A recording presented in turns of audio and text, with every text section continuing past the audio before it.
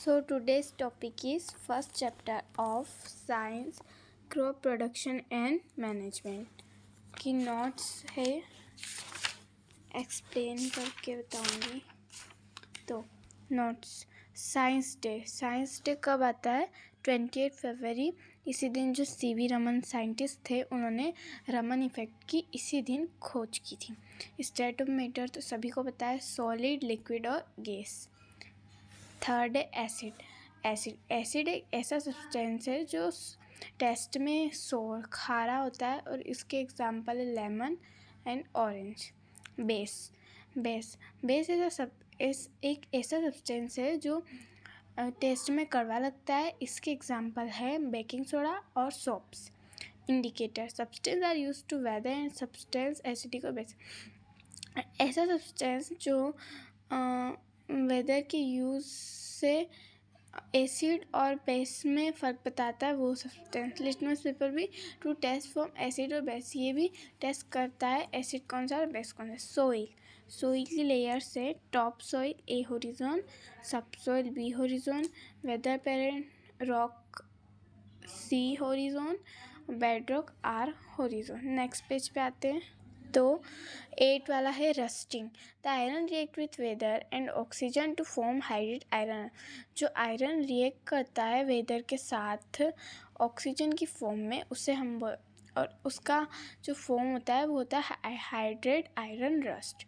फिर physical change, new substance is not form. Physical change का मतलब है कि कोई नई वस्तु नहीं फॉर्म्ड होती है। और है फिर केमिकल चेंज। तो केमिकल चेंज में new substance is form, chemical मिला के हम कोई पुरानी चीज़ से नई चीज़ बना सकते हैं, पर फिजिकल में ऐसा नहीं है। Weather, atmospheric condition, temperature, wind और स्नो, रेन एक्सेट्रा। एटमॉस्फेयर जो कंडीशन है उसका टेम्परेचर, उसे वेदर बोलते हैं। विंड, स्नो और रेन, इन सब का। Climate is the long term pattern of weather in a particular. Climate long term में पैटर्न ऑफ वेदर, मतलब वेदर होता है जैसे रेन, तो कितना लंबा टाइम तक चलता है एक पर्टिकुलर एरिया में। फिर है humus dead plants of leaves को ह्यूमस बोलते हैं। जो प्लांट सूख जाते हैं उनके पत्तों को क्या बोलते हैं? ह्यूमस।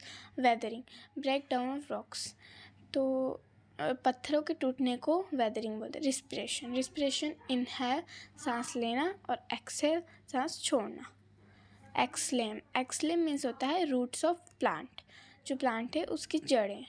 फिलियम मीन्स होता है leaves to all part of plant, leaves से अटैच ऑल पार्ट्स जो होते हैं प्लांट के, उसे हम बोलते हैं फिलियम। टेम्परेचर होता है hotness coldness of an object. Hot और कोल्ड को मतलब होता है ना, उसको ऑब्जेक्ट, उसका ऑब्जेक्ट है हॉट, और कब हॉट है कब कोल्ड है उसको मापने का object. Next, global warming, the increase in earth average temperature over a long period of time. Increase करता है अर्थ के एवरेज टेम्परेचर को एक लॉन्ग पीरियड, बहुत लंबे समय तक, उसे हम बोलते हैं ग्लोबल वार्मिंग। हम वापस आते हैं, तो ये है crop when plant of the same kind are cultivated at one place on a large scale, it is called crop। और इसका एक और है, the same kind of plant are cultivated at one place on a large scale are called crop। Example paddy और wheat। ऐसा पौधा जो से लंबा, मतलब ऐसा पौधा जो सेम एक ही तरह का पौधा जो उगता है एक प्लेस पे और लंबे एरिया तक, उसे हम बोलते हैं क्रॉप। तो इसके 2 टाइप्स ऑफ क्रॉप होते हैं, खरीफ क्रॉप और रबी क्रॉप। तो kharif crop, the crop which are sown in the rainy season June to September are called kharif crop. तो ऐसा क्रॉप जो उगता है रेनी सीजन में जून टू सेप्टेम्बर, उसे हम बोलते हैं खरीफ क्रॉप, रबी क्रॉप।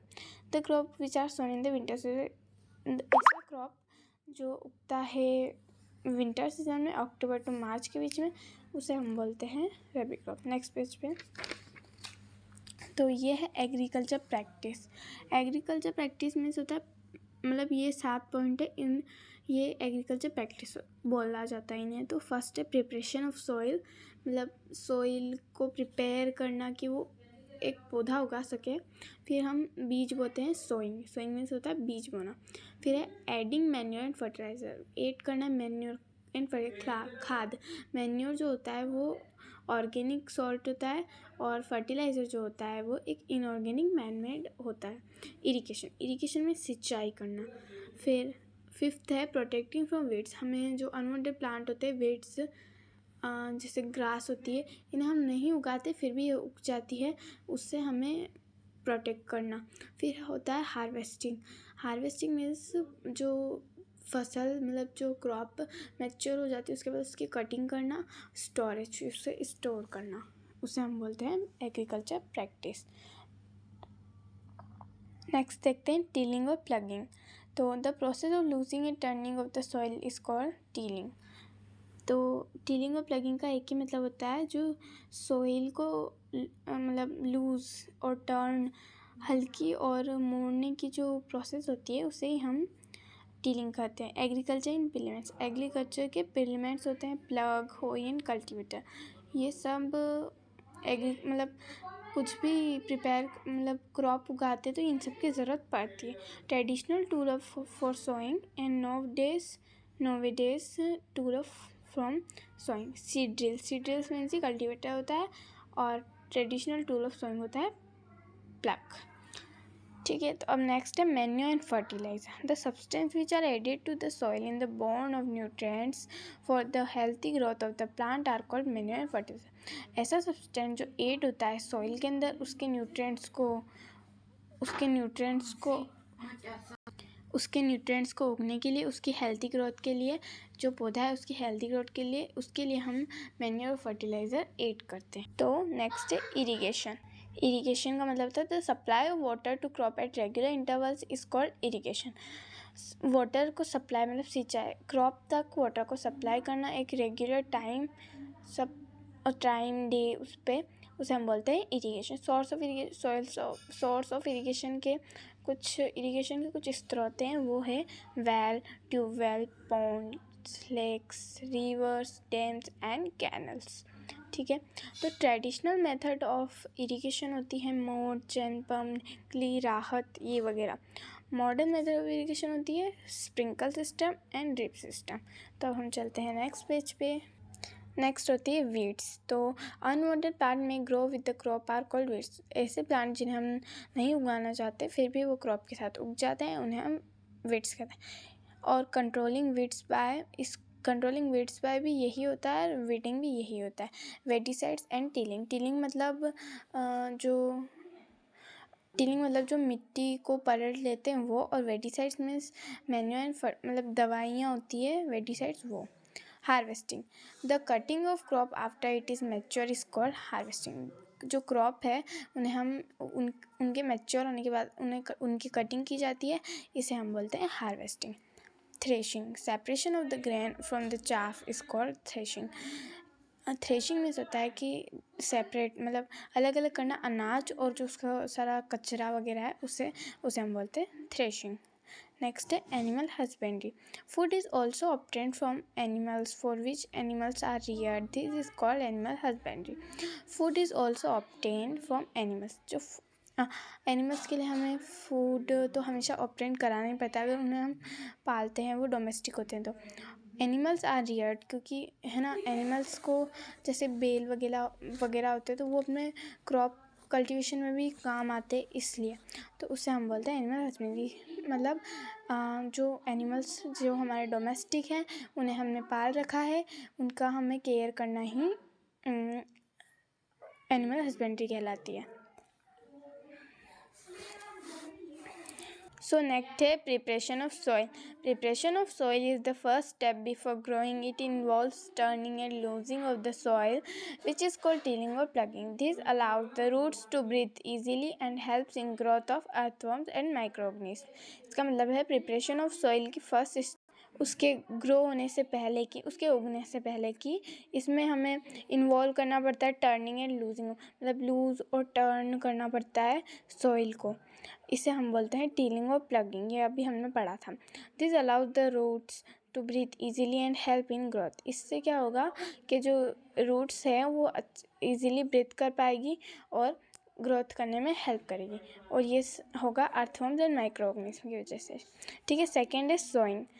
तो the process of putting seeds into the soil is called sowing. Firstly, healthy seeds are selected before sowing, then sowing is done by seed drill. ये process है seeds को putting मतलब put कर उसमें into the soil, मिट्टी के अंदर डालने की, उसे हम बोलते हैं सोइंग। पहले फर्स्टली हमें हेल्दी सीड्स जो होता है उसे सिलेक्ट करना पड़ता है, उसके बाद ही हम सीड ड्रिल से सीड्स को सो कर पाते हैं। आगे तो नेक्स्ट है वीडिंग। अनवांटेड प्लांट में grow with the crop called the removal of weeds is called weeding. तो अनवांटेड प्लांट जो उग जाते हैं क्रॉप के साथ उसे हटाना, उसे साफ करना ही वीडिंग कहलाती है। थ्रेशिंग हमने अभी पढ़ा था। सो ये डिफरेंसेस है, difference between fertiliser and manure.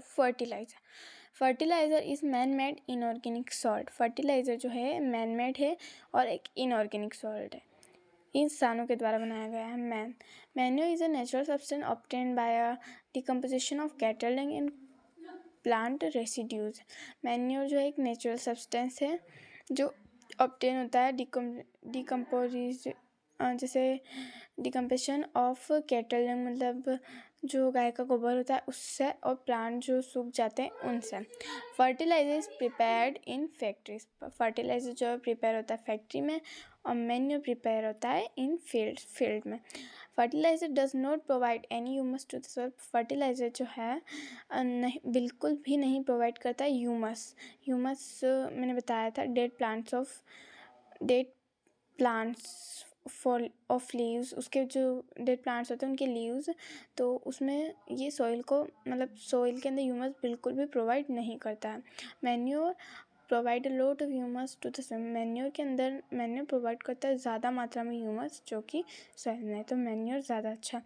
Fertiliser are very rich in plant nutrients like nitrogen, phosphorus and potassium. Fertiliser के अंदर बहुत ज़्यादा मात्रा में न्यूट्रिएंट्स होता है, बिकॉज नाइट्रोजन समझ लो, वो फॉस्फोरस एंड पोटेशियम जो ये केमिकल्स हैं ये मिला सकते हैं।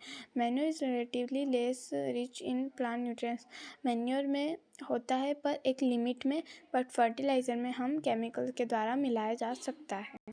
So this is my first chapter, crop production and management, NCERT book. Bye.